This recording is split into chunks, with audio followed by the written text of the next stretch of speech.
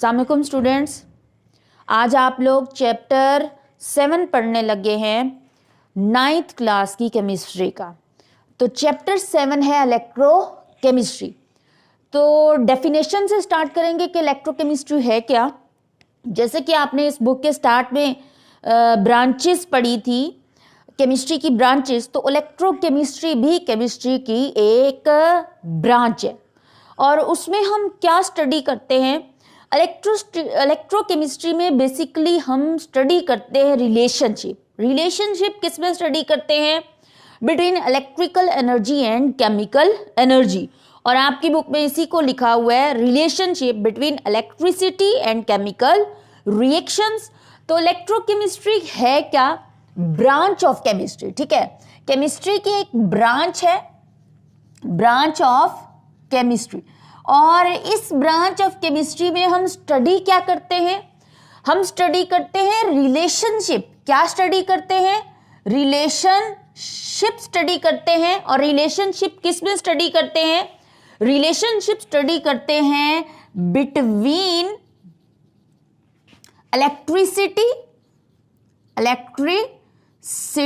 And chemical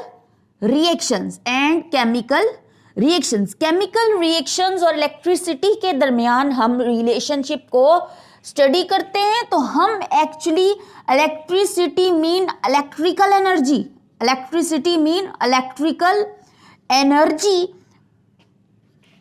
और chemical reactions, ठीक है, एंड केमिकल रिएक्शंस। और यहाँ पे chemical reaction means chemical energy. तो हम बेसिकली इलेक्ट्रोकेमिस्ट्री में क्या पढ़ते हैं, इलेक्ट्रिकल एनर्जी और केमिकल एनर्जी का आपस में क्या रिलेशनशिप है, ये हम पढ़ते हैं electrochemistry the branch of chemistry in which we study relationship. हम क्या स्टडी करते हैं, रिलेशनशिप स्टडी करते हैं between electricity, electrical energy and chemical reaction.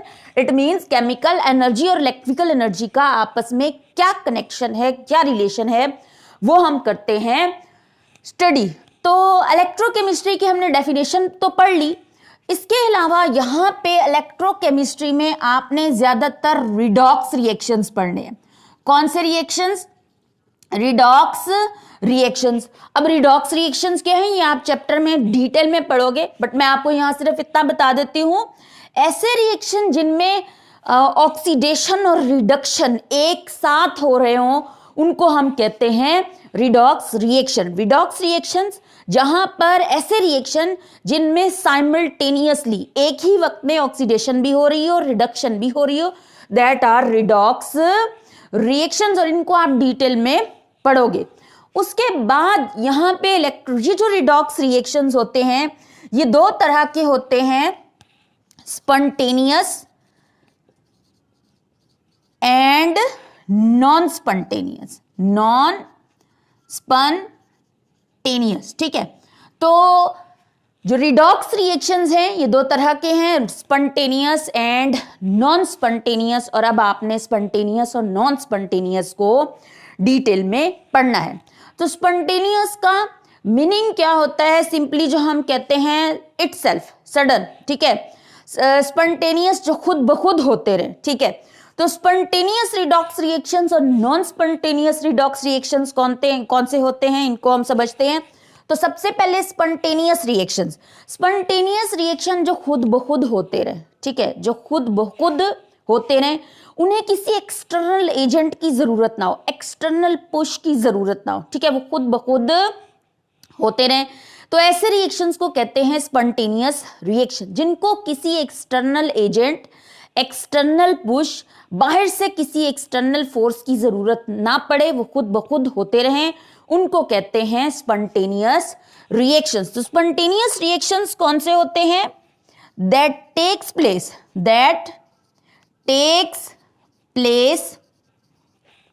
on their own without external agent,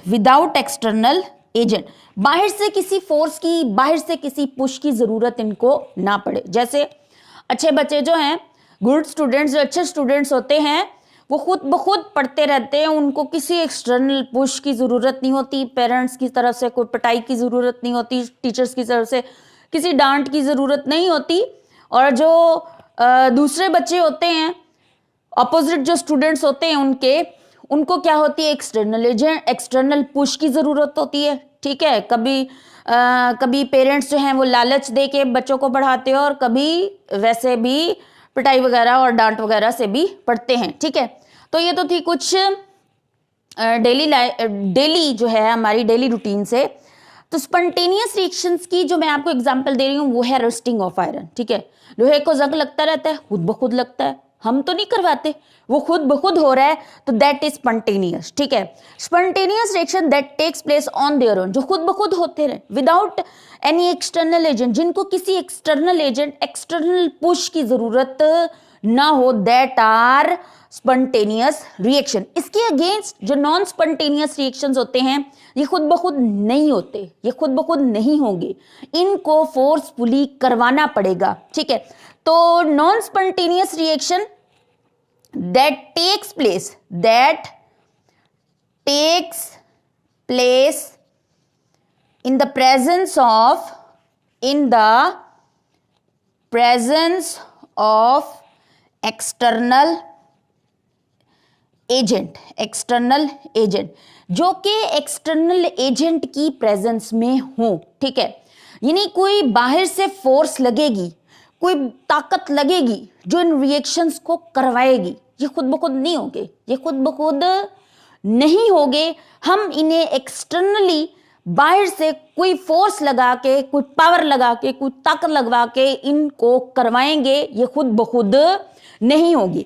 अब नॉन स्पॉन्टेनियस रिएक्शंस की एग्जांपल सुने। ठीक है, नॉन स्पॉन्टेनियस रिएक्शन, मैं यहां पे आपको नॉन स्पॉन्टेनियस की एग्जांपल्स बताने लगी हूं।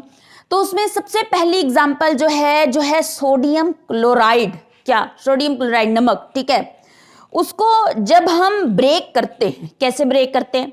सोडियम क्लोराइड को हम ब्रेक करते हैं इलेक्ट्रिसिटी को यूज करके। किसको यूज करके? इलेक्ट्रिसिटी को यूज करके हम सोडियम क्लोराइड को करते हैं ब्रेक। जब हम इसको ब्रेक करेंगे तो सोडियम मेटल बनेगी, साथ क्लोरीन गैस, ये सोडियम मेटल। ठीक है, ये सोडियम मेटल कॉस्टली होती है और इंडस्ट्री इसको बेच देती है और काफी जो है मनी जो है ये अर्न करती है।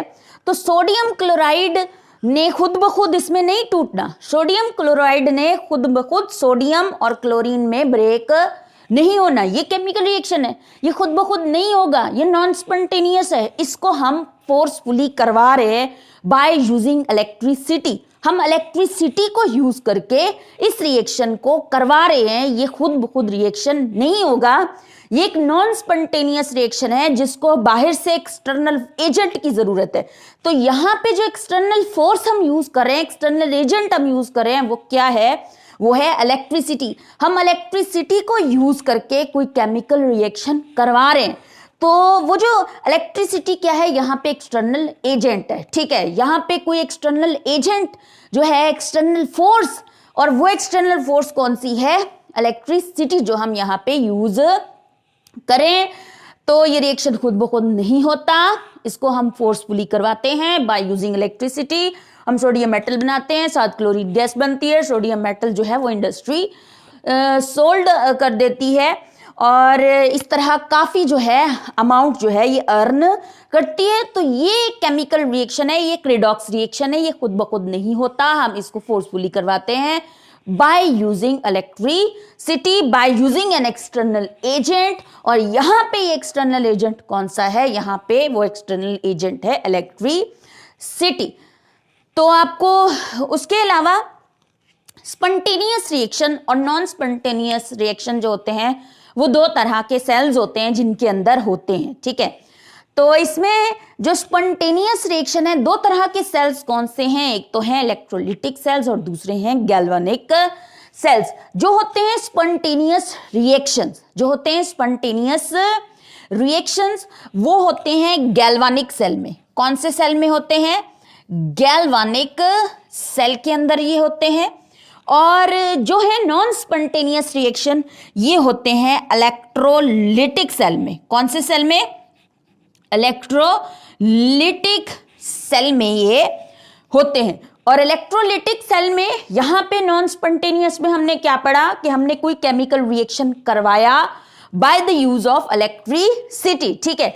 इट मीन्स हमने यहाँ पे इलेक्ट्रिकल एनर्जी को कन्वर्ट किया केमिकल एनर्जी में। हमने इलेक्ट्रिसिटी यूज की, हमने इलेक्ट्रिकल एनर्जी यूज की और उससे कोई केमिकल रिएक्शन करवाया, हमने इलेक्ट्रिकल एनर्जी को कन्वर्ट किया केमिकल एनर्जी में। किसमें? इलेक्ट्रिकल एनर्जी को हमने इलेक्ट्रिसिटी चूंकि यूज की और कोई भी केमिकल रिएक्शन करवाया तो हमने इलेक्ट्रिकल एनर्जी को कन्वर्ट किया केमिकल एनर्जी में। लेकिन यहां पे उसके ऑपोजिट होता है।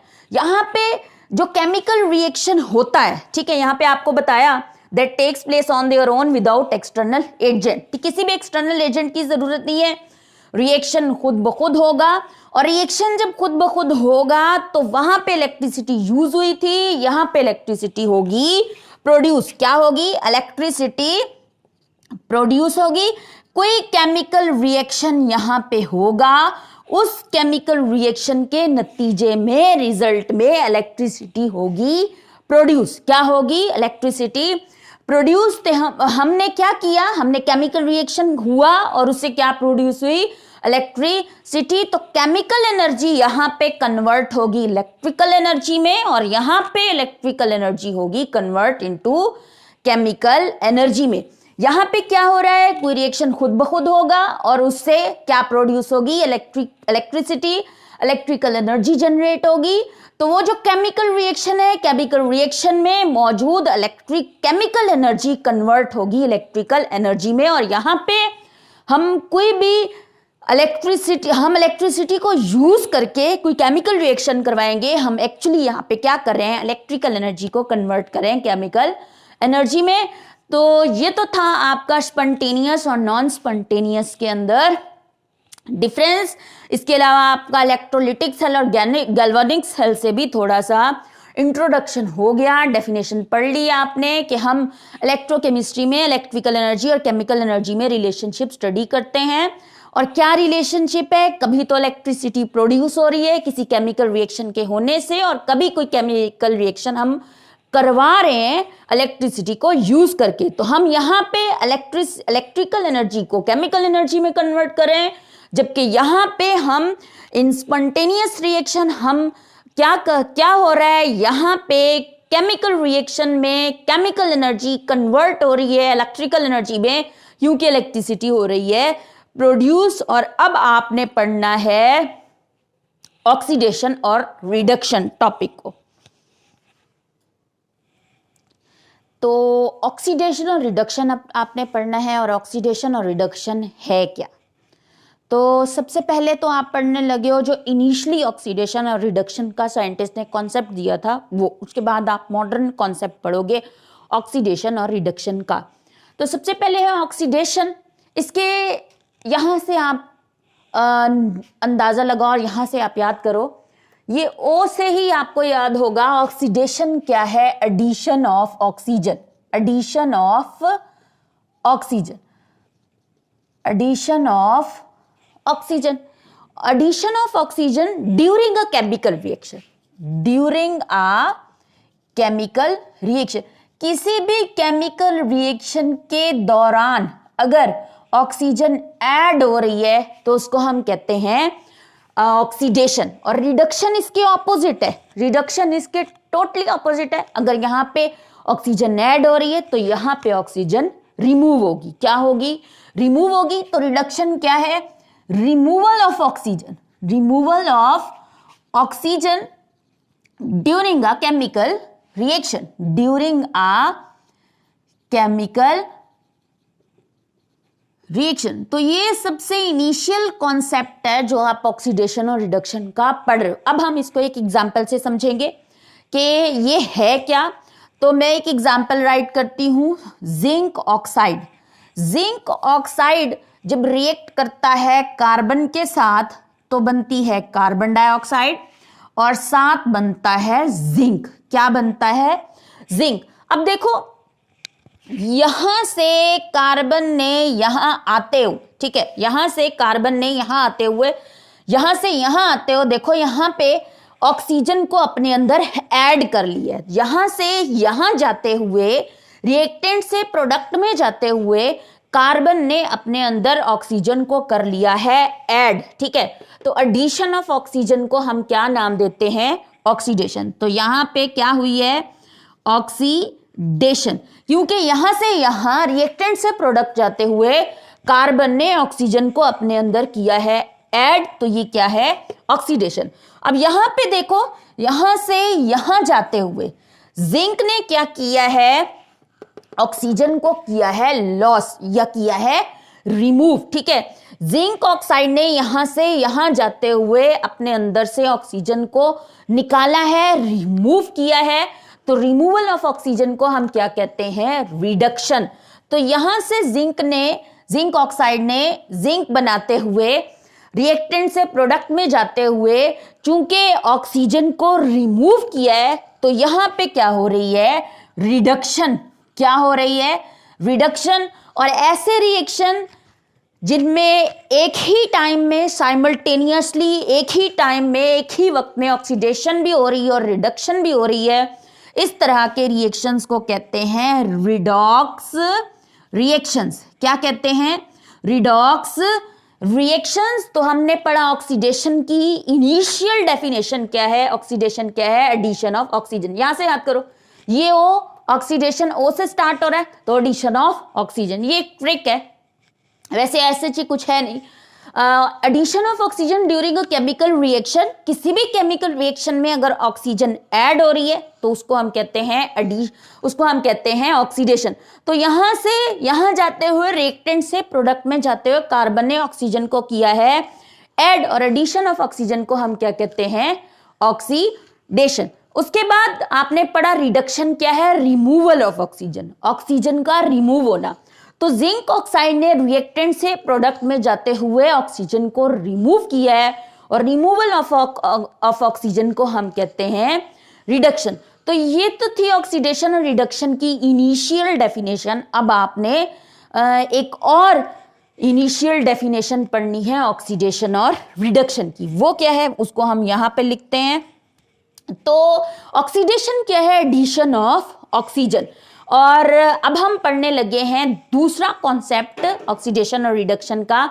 तो यहां पे हमने कहा एडिशन ऑफ ऑक्सीजन जो है ऑक्सीडेशन है, तो ऑक्सीडेशन की एक और डेफिनेशन जो है वो ये है, removal of hydrogen, removal of hydrogen during a chemical reaction. During a chemical reaction यानी अगर किसी केमिकल रिएक्शन में हाइड्रोजन रिमूव हो रही है तो उसको भी हम क्या नाम देते हैं? ऑक्सीडेशन। क्या नाम देते हैं? ऑक्सीडेशन। ऑक्सीडेशन की दूसरी डेफिनेशन क्या है? रिमूवल ऑफ हाइड्रोजन, हाइड्रोजन का रिमूव होना, हाइड्रोजन का निकलना। तो ये क्या है? ये भी ऑक्सीडेशन। इसके टोटली ऑपोजिट रिडक्शन की क्या डेफिनेशन बनेगी?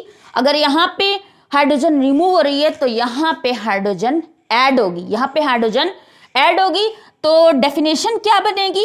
Addition of hydrogen, addition of hydrogen during a chemical reaction. During a chemical reaction, अगर किसी भी केमिकल रिएक्शन में हाइड्रोजन ऐड हो रही है तो उसको हम क्या बोलेंगे? रिडक्शन। ये हो गई रिडक्शन की दूसरी डेफिनेशन। अब हम इसको एक एग्जांपल से समझेंगे, और एग्जांपल इसकी क्या है? H2S हाइड्रोजन सल्फाइड जब क्लोरीन गैस के Cl2 क्लोरीन गैस के साथ रिएक्ट करेगा तो बनेगा HCl। क्या बनेगा? HCl, और साथ बनेगी सल्फर, और साथ बनेगी सल्फर। अब यहां पे देखो, यहां से यहां जाते हुए, यहां से यहां जाते हुए H2S ने रिएक्टेंट से प्रोडक्ट में जाते हुए और क्लोरीन ने रिएक्टेंट से प्रोडक्ट में जाते, पहले इसको देखो, क्लोरीन ने यहां से यहां जाते रिएक्टेंट से प्रोडक्ट में जाते हो अपने अंदर हाइड्रोजन को किया है ऐड, अपने अंदर हाइड्रोजन को किया है ऐड, और एडिशन ऑफ हाइड्रोजन को हमने क्या बोला? एडिशन ऑफ हाइड्रोजन को हमने क्या बोला? रिडक्शन। तो यहां पे क्या हो रही है? रिडक्शन। यहां पे क्या हुई है? रिडक्शन। क्लोरीन ने रिएक्टेंट से प्रोडक्ट में जाते हो हाइड्रोजन को किया है ऐड, और एडिशन ऑफ हाइड्रोजन को हमने क्या नाम दिया? रिडक्शन। तो यहां से यहां पे क्या हुई, रिडक्शन। अब यहां पे देखो H2S ने रिएक्टेंट से प्रोडक्ट में जाते हुए हाइड्रोजन को अपने अंदर से किया है रिमूव। यहां से यहां जाते हुए देखो रिमूवल ऑफ हाइड्रोजन हुई है। क्या हुई है, रिमूवल ऑफ हाइड्रोजन। और रिमूवल ऑफ हाइड्रोजन को अभी हमने क्या नाम दिया, ऑक्सीडेशन। तो ये क्या हो रही है, ऑक्सीडेशन। क्या हो रही है, ऑक्सीडेशन। और किसी भी रिएक्शन में जहां पे ऑक्सीडेशन और रिडक्शन साइमल्टेनियसली एक ही वक्त में हो रहे हो, इस तरह के रिएक्शंस को हम नाम देते हैं रिडॉक्स रिएक्शंस। क्या नाम देते हैं, रिडॉक्स रिएक्शंस, जिनमें साइमल्टेनियसली ऑक्सीडेशन भी हो रही हो, रिडक्शन भी हो रही हो। तो हम पढ़ रहे थे ऑक्सीडेशन और रिडक्शन। ऑक्सीडेशन और रिडक्शंस की आपने अर्लियर डेफिनेशंस पढ़ ली कि अर्ली जो था ऑक्सीडेशन और रिडक्शन को कैसे डिफाइन किया जाता था। तो ऑक्सीडेशन क्या है, एडिशन ऑफ ऑक्सीजन, और इसके ऑपोजिट रिडक्शन क्या है, रिमूवल ऑफ ऑक्सीजन। उसके बाद दूसरी डेफिनेशन आपने पढ़ी, ये भी अर्ली डेफिनेशन है, और इस डेफिनेशन में आपने पढ़ा कि ऑक्सीडेशन क्या है, रिमूवल ऑफ हाइड्रोजन, और रिडक्शन क्या है, एडिशन ऑफ हाइड्रोजन। उससे रिलेटेड आपने एग्जांपल्स भी पढ़ी हैं। और अब आप मॉडर्न डेफिनेशन पढ़ने लगे हो ऑक्सीडेशन की भी और रिडक्शन की भी। ऑक्सीडेशन और रिडक्शन की दो मॉडर्न डेफिनेशंस हैं, जिसमें से एक आपकी बुक में डिस्कस की हुई है, दूसरी जो है वो डिस्कस नहीं की हुई, बट वो भी मैं आपको अभी बताती हूँ। तो हमने पढ़ना है modern definitions of oxidation and reduction. जी, तो अब आप पढ़ने लगे हो modern definition of oxidation and reduction. तो मॉडर्न डेफिनेशन क्या है, आप लोगों ने ये दो डेफिनेशंस तो पढ़ ली, अब आपने मॉडर्न डेफिनेशन पढ़नी है ऑक्सीडेशन की और रिडक्शन की। तो ऑक्सीडेशन क्या है, ऑक्सीडेशन है loss of electrons, loss of electrons by an atom, by an atom. अभी मैंने इसको मुकम्मल नहीं किया, यहां पे मैंने लाइन लगा दी, इसको कंप्लीट मैं अभी नेक्स्ट कॉन्सेप्ट बढ़ा के आपको बताऊंगी। तो loss of electrons by an atom, यानी जब एक एटम इलेक्ट्रॉन लॉस करेगा तो उसको हम बोलेंगे ऑक्सीडेशन। क्या बोलेंगे, ऑक्सीडेशन। अब इसको देखो, इसको एग्जांपल से समझते हैं। जिंक 2 इलेक्ट्रॉन्स लॉस करता है, ठीक है। तो ऑक्सीडेशन क्या है, loss of electron by an atom, ठीक है। जब जिंक एटम जो है अपने 2 इलेक्ट्रॉन्स लॉस करता है तो इसको कहते हैं ऑक्सीडेशन, इसको कहते हैं ऑक्सीडेशन। तो जिंक जब अपने 2 इलेक्ट्रॉन्स लॉस करेगा तो इसके ऊपर चार्ज आ जाएगा +2। क्या चार्ज आएगा, +2। पॉजिटिव ये शो करेगा कि इसने अपने इलेक्ट्रॉन्स किसी को दिए, ठीक है, लॉस किए, अपने इलेक्ट्रॉन्स लॉस किए, इस वजह से इसके ऊपर पॉजिटिव चार्ज आएगा। और साथ 2 ये रिप्रेजेंट कर रहा है कि इसने अपने 2 इलेक्ट्रॉन्स किसी को दिए, या अपने 2 इलेक्ट्रॉन्स इसने लॉस किए। और वो 2 इलेक्ट्रॉन्स हम यहाँ इक्वेशन में एज इट इज राइट कर देंगे कि इसने अपने 2 इलेक्ट्रॉन्स लॉस किए। तो ऑक्सीडेशन क्या है, loss of electron by an atom, ठीक है। जब एक एटम इलेक्ट्रॉन लॉस करता है तो उसको हम कहते हैं ऑक्सीडेशन। इसके अगेंस्ट अब रिडक्शन पढ़ना है। रिडक्शन क्या है, अब आपने पढ़ना है रिडक्शन।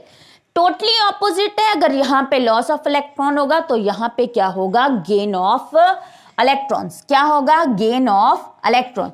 तो रिडक्शन क्या है, गेन ऑफ इलेक्ट्रॉन। वो था लॉस ऑफ इलेक्ट्रॉन, ये है gain of electron, gain of electron by an atom, by an atom, ठीक है। इसको भी मैं अभी कंप्लीट नहीं बता रही, आगे बताऊंगी, ठीक है। गेन ऑफ इलेक्ट्रॉन्स, ठीक है। तो जब एक एटम इलेक्ट्रॉन गेन करता है तो गेन ऑफ इलेक्ट्रॉन को क्या कहते हैं, रिडक्शन। क्या कहते हैं, रिडक्शन। अब हम इसको एक एग्जांपल से समझते हैं। एग्जांपल क्या है, क्लोरीन, क्लोरीन गैस, ठीक है। Cl2 का मतलब क्लोरीन के 2 एटम्स एक दूसरे के साथ अटैच है। आपको पता है क्लोरीन के आउटर मोस्ट शेल में कितने इलेक्ट्रॉन्स होते हैं, 7 इलेक्ट्रॉन्स, ठीक है। तो ये क्लोरीन के 7 इलेक्ट्रॉन्स, दूसरे क्लोरीन के पास भी होते हैं 7 इलेक्ट्रॉन्स, ठीक है, इसके पास भी 7 इलेक्ट्रॉन्स। यहां पे इन्होंने की हुई है शेयरिंग, क्या की हुई है, शेयरिंग की हुई है, ठीक है, इलेक्ट्रॉन्स की शेयरिंग। शेयरिंग क्या है, ये इलेक्ट्रॉन मेरा है, ठीक है, ये आपका भी है, आप भी शेयर कर लो। शेयरिंग क्या है, आप भी यूज कर लो। और ये क्लोरीन का ये वाला इलेक्ट्रॉन जो है, ये क्लोरीन इसका भी है और इसको ये वाला क्लोरीन भी कर रहा है शेयर, ठीक है। अपने इसके पास 7 इलेक्ट्रॉन्स थे, ये शेयरिंग में मिल गया तो 8 हो गए। सेम हियर, यहाँ पे इसके पास अपने 7 इलेक्ट्रॉन्स हैं, एक ही शेयरिंग में मिल गया तो इसके भी हो गए 8। और इस शेयरिंग से इनके दरमियान एक फोर्स ऑफ अट्रैक्शन हो जाएगी डेवलप, ठीक है। तो ये क्लोरीन, ये जो यहाँ पे Cl2 लिखा हुआ है वो एक्चुअली इस तरह मौजूद है। अब आपको पता है क्लोरीन के आउटर मोस्ट शेल में 7 इलेक्ट्रॉन्स होते हैं, उसको ऑक्टेट कंप्लीट करने के लिए 1 इलेक्ट्रॉन रिक्वायर होता है। तो अगर क्लोरीन गैस को हम 2 इलेक्ट्रॉन्स दे दें तो ये बॉन्ड हो जाएगा ब्रेक, ये बॉन्ड हो जाएगा ब्रेक। ये वाला क्लोरीन, इसके पास 7 इलेक्ट्रॉन है, 1 मिल रहा है तो ये वो 1 इलेक्ट्रॉन एक्सेप्ट कर लेगा और दूसरा क्लोरीन का एटम दूसरा इलेक्ट्रॉन एक्सेप्ट कर लेगा और बिल्कुल दोनों एक दूसरे से हो जाएंगे सेपरेट, ठीक है। और जब ये सेपरेट हो जाएंगे तो क्लोरीन के पास अपने 7 इलेक्ट्रॉन्स थे, इसको एक कहीं से मिल गया तो वो जो 1 इलेक्ट्रॉन ये एक्सेप्ट करेगा वो एज अ नेगेटिव चार्ज इस पे आ जाएगा, ठीक है। सेम हियर, यहां पे जो दूसरा क्लोरीन था उसने भी 1 इलेक्ट्रॉन एक्सेप्ट कर लिया और उसके ऊपर भी चार्ज आ जाएगा नेगेटिव। नेगेटिव के साथ यहाँ 1 है, 1 ये रिप्रेजेंट कर रहा है कि इसने 1 इलेक्ट्रॉन किसी से लिया, इसने 1 इलेक्ट्रॉन गेन किया। यहां भी इसके साथ नेगेटिव के साथ 1 है, 1 ये शो कर रहा है कि इसने 1 इलेक्ट्रॉन किसी से लिया है।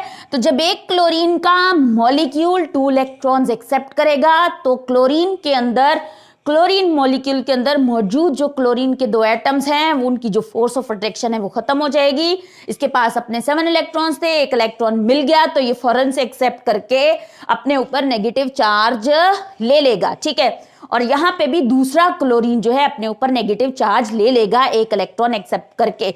तो 2 क्लोरीन के आयंस बन जाएंगे, 2 क्लोराइड आयंस बन जाएंगे। तो बजाय इस तरह हम 2 लिखने के हम लिख देते हैं Cl नेगेटिव और यहां लगा देते हैं 2 और 2 ये शो कर रहा है कि क्लोराइड के कितने क्लोराइड बने हैं 2 क्लोराइड्स बने हैं। तो यहां पे क्या हो रहा है, gain of electron by an atom. ये 2 एटम्स है, ठीक है। क्लोरीन का एक मॉलिक्यूल था, जब उसके अंदर से फोर्स ऑफ अट्रैक्शन खत्म हो जाएगी तो 2 क्लोरीन के एटम्स अलग हो जाएंगे और जब क्लोरीन के एटम्स इलेक्ट्रॉन्स को एक्सेप्ट करेंगे तो क्या बनेंगे, क्लोराइड आयन बनेंगे और इसको हम कहते हैं रिडक्शन। क्या कहते हैं, रिडक्शन। उसके बाद ये तो थी आप लोगों ने रिडक्शन और ऑक्सीडेशन की लॉस ऑफ इलेक्ट्रॉन और गेन ऑफ इलेक्ट्रॉन्स के अकॉर्डिंग आपने पढ़ी डेफिनेशन। तो अब आपने पढ़नी है नेक्स्ट, आपने ऑक्सीडेशन और रिडक्शन की डेफिनेशन पढ़नी है और वो क्या है। और देखो उससे पहले आप इसको देखो जी, काउंटिंग, ठीक है, बिल्कुल इंक्रीजिंग ऑर्डर में मैंने काउंटिंग लिखी है, ठीक है। तो 0 से +1 बड़ा इंक्रीजिंग ऑर्डर में मैंने राइट की। देखो ऑक्सीडेशन और रिडक्शन की एक और डेफिनेशन भी है जो कि आपकी बुक में मेंशन नहीं है और वो ये है कि ऑक्सीडेशन क्या है। यहां पे तो आपने पढ़ा ना कि ऑक्सीडेशन क्या है, loss of electrons by an atom और an ion, by an atom. आगे अभी आपने पढ़ना है, ठीक है। देखो एक और डेफिनेशन भी है ऑक्सीडेशन की। ऑक्सीडेशन की एक और डेफिनेशन क्या है कि अगर जैसे सपोज हमारे पास एक आयन है +1, क्या है उसका, उसके ऊपर जो उसका ऑक्सीडेशन नंबर है वो है +1, ठीक है। और उसका ऑक्सीडेशन नंबर +1 से चेंज हो जाता है +3 में चेंज हो जाता है। तो देखो उसका ऑक्सीडेशन नंबर बढ़ा है, क्या हुआ है, बढ़ा है, ठीक है। उसके ऑक्सीडेशन नंबर +1 से +3 में बढ़ा है। तो जब भी ऑक्सीडेशन नंबर बढ़ेगा किसी भी केमिकल रिएक्शन में उसको हम कहेंगे ऑक्सीडेशन। क्या है oxidation, increase in oxidation number, increase in oxidation number. और इसको मैं आपको एक एग्जांपल से समझाती हूँ, इंक्रीज इन ऑक्सीडेशन नंबर, इसको मैं आपको एक एग्जांपल से समझाती हूँ। देखो Fe+2, Fe+2 उसका ऑक्सीडेशन नंबर क्या है? +2। Fe+2 से बना Fe+3, ठीक है, Fe+3। देखो +2 से ऑक्सीडेशन नंबर क्या हो गया है? +3। तो ऑक्सीडेशन नंबर बढ़ा है, ऑक्सीडेशन नंबर आगे को गया है। तो इंक्रीज इन ऑक्सीडेशन नंबर जब भी होगा किसी भी केमिकल रिएक्शन में, उसको हम बोलेंगे ऑक्सीडेशन। क्या बोलेंगे? ऑक्सीडेशन। ऑक्सीडेशन है क्या? Increase in oxidation number, increase in oxidation number. उसने ऑक्सीडेशन नंबर बढ़ेगा तो हम उसको क्या बोलेंगे? ऑक्सीडेशन। अब इसको एक और तरीके से समझो, जैसे आपकी बुक में बताया हुआ है। देखो Fe+2 का मतलब क्या है? ये काइन है। +2 मीन इसने 2 इलेक्ट्रॉन लॉस किए हुए, 2 इलेक्ट्रॉन लॉस किए, और यहां से यहां आते हुए उसके ऊपर चार्ज आ गया +3। +3 का मतलब क्या है? उसने अपने 3 इलेक्ट्रॉन्स लॉस कर रखे हैं। उसने पहले 2 इलेक्ट्रॉन्स लॉस किए हुए थे, अब की बार उसने 3 इलेक्ट्रॉन्स लॉस किए, 2 तो उसने ऑलरेडी लॉस किए थे। यहां से यहां आते हुए ये काइन है, इसने यहां से यहां आते हुए 1 इलेक्ट्रॉन मजीद लॉस किया, 1 इलेक्ट्रॉन मजीद लॉस किया। तो अगर इसको इस डेफिनेशन के अकॉर्डिंग समझो तो लॉस ऑफ इलेक्ट्रॉन को हम क्या कहते हैं? ऑक्सीडेशन। क्या कहते हैं? ऑक्सीडेशन। ये इस डेफिनेशन, ये भी डेफिनेशन इसको सेटिस्फाई करती है और ये डेफिनेशन भी इसको सेटिस्फाई कर रही है। तो आपने क्या पढ़ा? लॉस ऑफ इलेक्ट्रॉन्स क्या होता है? ऑक्सीडेशन। तो यहां पे लॉस ऑफ इलेक्ट्रॉन हुई, बिल्कुल हुई। यहां पे इसने 2 इलेक्ट्रॉन्स लॉस कर रखे और यहां पे उसने 3 इलेक्ट्रॉन लॉस कर रखे। इट मींस उसने 1 इलेक्ट्रॉन अभी के अभी लॉस किया है और उसको हमने इक्वेशन में लिखा है। ये काइन था। तो आपकी बुक में क्या डेफिनेशन है ऑक्सीडेशन की? Loss of electron by an atom, ठीक है। तो यहां पे एक एटम ने इलेक्ट्रॉन लॉस किए बाय एन एटम और an ion, by an atom और एन आयन। और जब एक आयन इलेक्ट्रॉन लॉस करेगा, जब एक एटम इलेक्ट्रॉन लॉस करेगा, तो उसको हम बोलेंगे ऑक्सीडेशन। और इसको अगर इसके इस डेफिनेशन के अकॉर्डिंग समझो तो जब भी ऑक्सीडेशन नंबर बढ़ेगा, जब भी ऑक्सीडेशन नंबर बढ़ेगा, उसको हम बोलेंगे ऑक्सीडेशन। सपोज ऑक्सीडेशन नंबर -2 है और -2 से बढ़ के हो जाता है 0, तो भी हम इसको क्या बोलेंगे? ऑक्सीडेशन। ऑक्सीडेशन नंबर जब भी बढ़ेगा हम उसको बोलेंगे ऑक्सीडेशन। तो ये तो था, आपने इस डेफिनेशन को भी पढ़ लिया। अब आपने पढ़ना है कि रिडक्शन क्या है। जैसे आपने ये डेफिनेशन पढ़ी, इस तरह इसके ऑपोजिट डेफिनेशन क्या बनेगी रिडक्शन की। यहां पे आपने पढ़ा increase in oxidation number is known as oxidation. तो यहां पे इंक्रीज है तो रिडक्शन क्या होगा? Decrease in oxidation number. कैसे? अगर किसी भी सब्सटेंस का ऑक्सीडेशन नंबर +1 है और वो कम होके हो जाता है -1 या +-2, ठीक है, +1 से हो जाता है -2, तो ऑक्सीडेशन नंबर डिक्रीज हुआ, पीछे को आया, ऑक्सीडेशन नंबर डिक्रीज हुआ। डिक्रीज इन ऑक्सीडेशन नंबर को हम बोलेंगे रिडक्शन। तो हम यहां लिखते हैं कि रिडक्शन क्या है? इस डेफिनेशन के ऑपोजिट रिडक्शन की डेफिनेशन क्या है? यह है इंक्रीज इन ऑक्सीडेशन नंबर और यहां पे होगा decrease in oxidation number. Decrease in oxidation number. जब भी ऑक्सीडेशन नंबर डिक्रीज होगा इसको हम क्या बोलेंगे? रिडक्शन। और अब आपने पढ़नी है इसकी एग्जाम्पल। क्या पढ़नी है? एग्जाम्पल। एग्जाम्पल क्या है? 2H positive +2 electron. समझो पहले इसको। 2H पॉजिटिव का क्या मतलब है? आपको पता है हाइड्रोजन के आउटर मोस्ट शेल में 1 इलेक्ट्रॉन होता है। 2 मीन हाइड्रोजन के 2 एटम्स हैं। क्या हैं? 2 एटम्स। हाइड्रोजन के 2 एटम्स हैं। इसके पास भी 1 इलेक्ट्रॉन है, इसके पास भी 1 इलेक्ट्रॉन है। इसने भी अपना 1 इलेक्ट्रॉन लॉस कर दिया, इसने भी अपना 1 इलेक्ट्रॉन लॉस कर दिया, ठीक है। और इसके ऊपर चार्ज क्या आ गया? ये बन जाएगा H पॉजिटिव और ये बन जाएगा H पॉजिटिव। तो इसी को क्या लिखा हुआ है? 2H positive. बजाय इस तरह 2 बार H पॉजिटिव लिखने के उसने साथ 2 लगा दिया। 2 ये रिप्रेजेंट कर रहा है कि ये हाइड्रोजन के 2 आयंस हैं, ठीक है। अब देखो इसके ऊपर पॉजिटिव चार्ज क्या रिप्रेजेंट करे, इसके पास इलेक्ट्रॉन्स की डेफिशिएंसी है, कमी है, तो इसको अगर इलेक्ट्रॉन्स मिलेंगे कहीं से तो ये फौरन से उन इलेक्ट्रॉन्स को कर लेगा गेन। तो हमने इसको दिए 2 इलेक्ट्रॉन्स, ठीक है, इनको दिए 2 इलेक्ट्रॉन्स दिए, तो इस हाइड्रोजन के पास अपना ये इलेक्ट्रॉन लॉस हो चुका था, इस दूसरा हाइड्रोजन के पास भी अपना एक इलेक्ट्रॉन लॉस हो चुका है, इलेक्ट्रॉन की डेफिशिएंसी है, इसी वजह से तो ऊपर चार्ज जो है पॉजिटिव है। 2 इलेक्ट्रॉन हमने दिए, एक इलेक्ट्रॉन जो है एक हाइड्रोजन का आयन एक्सेप्ट कर लेगा और दूसरा इलेक्ट्रॉन दूसरा हाइड्रोजन का आयन एक्सेप्ट कर लेगा, गेन कर लेगा, और गेन ऑफ इलेक्ट्रॉन्स को हम क्या कहते हैं, रिडक्शन। क्या कहते हैं, रिडक्शन। देखो अब बनेगा क्या, अब यहां पे बनेगा हाइड्रोजन ने एक इलेक्ट्रॉन गेन कर लिया और दूसरे हाइड्रोजन ने भी दूसरा इलेक्ट्रॉन गेन कर लिया, तो क्या बनेगा, अब देखो ये इस तरह होगा, जब ये इलेक्ट्रॉन गेन करेगा और ये भी इलेक्ट्रॉन गेन करेगा तो 2 बन जाएंगे हाइड्रोजन के एटम्स, ठीक है, इसके पास भी इलेक्ट्रॉन आ गया और इसके पास भी इलेक्ट्रॉन आ गया। अब ये आपस में कर लेंगे शेयरिंग। क्या कर लेंगे, शेयरिंग। देखो ये हाइड्रोजन है, इसके पास ये इलेक्ट्रॉन, ये हाइड्रोजन है, इसके पास ये इलेक्ट्रॉन, ये आपस में कर लेंगे शेयरिंग। शेयरिंग करेंगे तो यहाँ पे बन जाएगा बॉन्ड, और इस शेयरिंग के बाद हम इसको लिखेंगे H2। क्या लिखेंगे, H2। अब यहाँ पे इसके ऊपर चार्ज होगा 0। क्या होगा, 0। ये न्यूट्रल है, इसके ऊपर चार्ज होगा 0। अब यहाँ पे देखो +1 है और 1 हम राइट नहीं करते, अगर 2 होता, 3 होता, 4 होता तो हम राइट करते, और 1 हम राइट नहीं करते। जब कुछ भी ना लिखा हो तो इट मीन्स 1 है, ठीक है।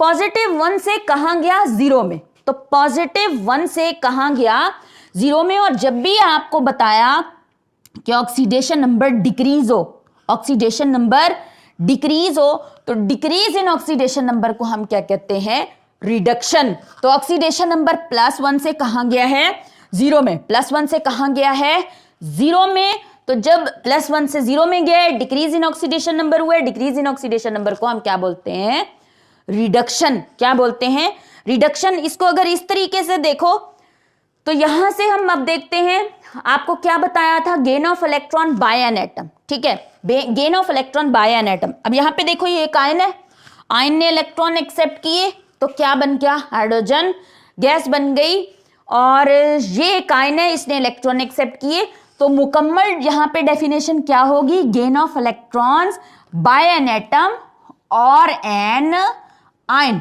और एन आयन। तो हम एक एटम्स और आयन जब इलेक्ट्रॉन एक्सेप्ट करते हैं तो उसको हम क्या कहते हैं, रिडक्शन। और ये वाली डेफिनेशन क्या है, decrease in oxidation number is known as reduction, while increase in oxidation number is oxidation. हाँ जी, तो आप लोगों ने ऑक्सीडेशन भी पढ़ा, रिडक्शन भी पढ़ा, इसकी तीनों डेफिनेशंस भी, चारों डेफिनेशंस भी पढ़ी। इसमें से अर्लियर डेफिनेशंस कौन सी थी वो भी आपको बताया, और मॉडर्न डेफिनेशंस कौन से हैं वो भी आपको समझाया। इसमें आप लोगों ने सम अप कर लेते हैं हम लेसन को। ऑक्सीडेशन क्या है, addition of oxygen and removal of hydrogen. और उसके अलावा जो मॉडर्न डेफिनेशंस हैं वो क्या है, oxidation is the loss of electron by an atom और एन आयन, या इंक्रीज इन ऑक्सीडेशन नंबर। जब भी ऑक्सीडेशन नंबर इंक्रीज होगा, जब भी ऑक्सीडेशन नंबर इंक्रीज होगा तो वो है ऑक्सीडेशन। और रिडक्शन क्या है, removal of oxygen, addition of hydrogen. और उसके बाद जो मॉडर्न डेफिनेशंस हैं वो क्या है, gain of electron by an atom और एन आयन। और जो नेक्स्ट मोस्ट इंपॉर्टेंट डेफिनेशन है that is decrease in oxidation number. जब भी ऑक्सीडेशन नंबर डिक्रीज होगा उसको हम बोलेंगे रिडक्शन।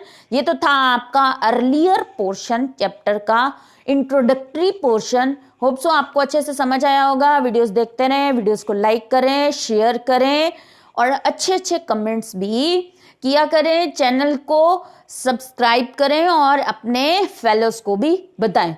अल्लाह हाफिज।